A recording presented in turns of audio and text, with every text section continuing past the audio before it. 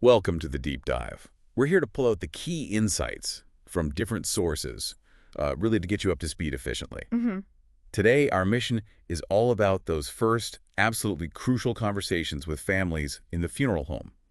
We're drawing from materials provided by Parting Pro. Yeah, good stuff there. And, these sources really stress how vital those initial phone calls are for business growth. It doesn't matter if you're a new firm or been around forever. Right. It's often that very first touch point. Exactly. A real chance to build that connection. Absolutely. And we've probably all felt the difference, haven't we? A good call versus a bad one in, well, any service situation. Definitely. I remember this story about a newer director. After a price call, her spouse actually said she sounded like she was reading a script in her sleep. Oh, wow. Yeah. And she realized, she just slipped into this totally transactional robot mode. Yeah. Just numbers, no real connection. That's exactly the trap. Yeah. So that's what we're digging into today. We'll look at why these phone skills matter so much, common mistakes, and how to fix them, and also why a second conversation, a follow-up, is often necessary. Okay, sounds good. Let's dive in. Right. So first off, our sources really hammer home the power of connection on that initial call. It's way more than just swapping information. Right. It's about laying the groundwork for trust, isn't it? Especially when families are going through such an incredibly tough emotional time. Exactly. And better connection, well, it often leads to smoother processes, maybe even better outcomes for the business side too. Makes sense. And families calling, they're not just after price and process details. That's part of it, sure. hmm But they're also looking for guidance. And maybe most importantly, just that reassurance that their loved one will be handled with, real care and dignity. It's such a vulnerable moment for them. Totally. And that first call just sets the whole tone for their experience with your firm. And something I found really interesting in the materials, the idea that anyone on staff who answers that phone, they effectively become the initial director in that moment. That's a great way to put it. Yeah. They need to sort of guide the call, sure, but mostly build that trust, that rapport with the caller. And the ripple effect of that first chat, good or bad, it can be huge and really stick around, according to what we Oh, read. yeah. A bad start can just create friction all the way through. But a really connected first call, it can make everything else feel more supportive, smoother for everyone. Definitely. And this is where the sources bring in this really key idea, the language of care. Ah, yes, this is crucial. It's all about being intentional with your words, choosing language that really shows compassion, respect, empathy. Tiny changes, big impact. Huge impact. These small shifts can completely change how a family perceives your understanding, your care. Exactly. Like saying your loved one instead of the decedent. hmm It's instant acknowledgement, isn't it? Right. Much warmer. Or using care instead of storage. Storage sounds so impersonal, cold. It really does. And the sources point that out. It can evoke negative feelings. Even transfer feels gentler, more respectful than remove. These little shifts, they just humanize everything. And they underline the funeral home's role. Yeah. As a supportive caregiver, not just a service provider. It shows you get the emotional weight, even if you don't know the family personally. And think about online direct cremation providers. This is maybe even more critical for them. Absolutely. That first call might be the only direct personal interaction they have. So the words you pick, they become your main tool for building that trust, that confidence. Yeah, absolutely vital there. The sources also touch on using terms like mom or mother. Comfort levels vary, obviously. Sure. But the main takeaway is try to steer clear of overly clinical, formal language. It just creates distance. The aim is authenticity, natural language, but always, always respectful. So bottom line, Mm, every word is a chance to build trust, show you understand right from hello. Okay, so we get why these skills are so vital for that initial connection. Let's dig into some of the common slip-ups, the things that can really damage that rapport. and more importantly, what to do instead. Right. And it really boils down to one core thing, empathy. Yes, that has to be the foundation. Yeah. Even though funeral professionals deal with grief daily, it's so important that every single caller feels like an individual. Like their loss is unique, not just another call in the queue. Yeah, not just another case. Hmm. Our sources say start simple. Just genuinely acknowledge the loss. Doesn't have to be fancy. No, it's not at all. Something like, I'm so sorry for your loss, or my condolences for what you're going through. It can make a real difference in how heard someone feels. It really can. And another key insight was about really listening. Listening for the needs behind the initial question. Ah, yes, like the simple cremation example. Exactly. Someone might ask for that just because they don't know what else is possible. Maybe they haven't thought about a viewing or a service. It's like telling a mechanic you need an oil change when really your brakes are shot. Good analogy. Yeah. So instead of jumping right to prices and procedures, Hold back a little. yeah, pause. Ask some, more open, caring questions first. The example given was, has your family had a chance to say goodbye yet? It opens the door, doesn't it, without feeling pushy. Exactly. Now, this does bring up that whole feeling of being salesy. People worry about that. Right. But the sources are clear. You will give the prices, of course, but the key is context first, value first. Explain what's included. Yes. For direct cremation, list it out. Right. The transfer, the paperwork, the container, then give the price. It helps them understand the why behind the number. Makes sense. And the sources gave some really clear do's and don'ts for that first call. Yeah, those were helpful. On the do list, introduce yourself. Ask for their name right away. Simple, but it personalizes things instantly. Crucial. And another do, ask if they'd like to talk about honoring their loved one before cremation. Viewing, memorial, something. Again, open question, explores needs. And the don'ts. Pretty straightforward. Don't just blurt out prices without context. And don't hang up without a clear next step. Even if they're just shopping, offer something.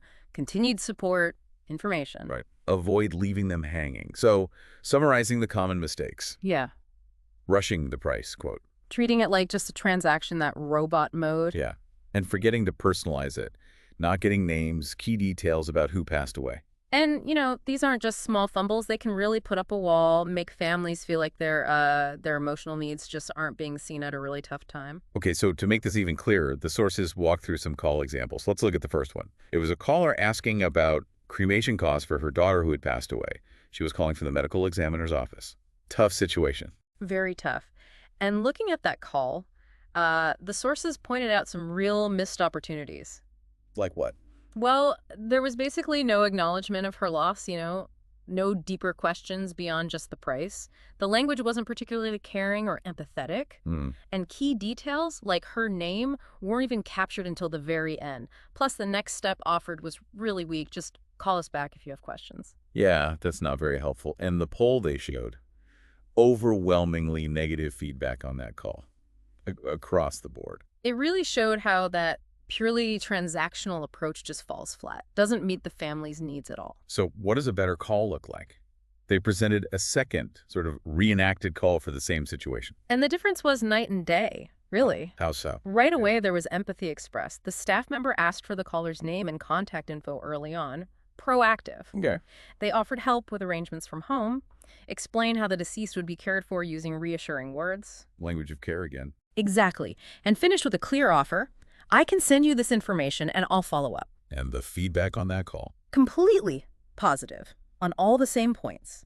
The key difference the sources stressed was the staff member acting like that director we talked about. Guiding the conversation. Guiding it with empathy and giving the necessary info proactively. Now, that concern about sounding salesy came up again here. Right. But the reframing is important. It's not selling, it's educating. Focusing on the caller's needs, especially since, hey, this might be their first time doing this. They don't know what they don't know. Good point. And they also touched on a practical thing. What if the caller says they don't have a computer for online forms? Yeah, what then? The advice was gentle persistence. Offer to walk them through it over the phone, especially for vitals, or maybe offer an alternative, like mailing a simple invoice with package details if they're really short on time. Okay, options are good. Yeah, and another point was not overloading them, right? If they just ask about direct cremation. Stick to that. Don't launch into a tool of your chapel facilities if it's not relevant to their immediate need right now. Keep it focused. Got it. Okay, so we've really covered that crucial first conversation. Now, let's shift to why the sources say this second conversation. The follow-up is so incredibly important. Yes, the follow-up. So we're talking about a call the funeral home makes, maybe a day or so after that initial price inquiry call. Right. Yeah. And it's crucial to remember all those principles from the first call. Care, empathy, trust. They absolutely still apply here. Totally. It's not just a check the box call. It actually shows the family, hey, we remember you, we care. It elevates it beyond just a transaction, shows you're genuinely interested in helping them through this. And the sources pointed out, it's a chance to offer continued support, but gently. No pressure. Especially if they're still deciding. They suggested simple phrases like a hello name, just wanted to check in, see how you're doing, been thinking about your family. Simple but powerful. Yeah. Let me know if other questions have come up or if there's anything at all I can help with.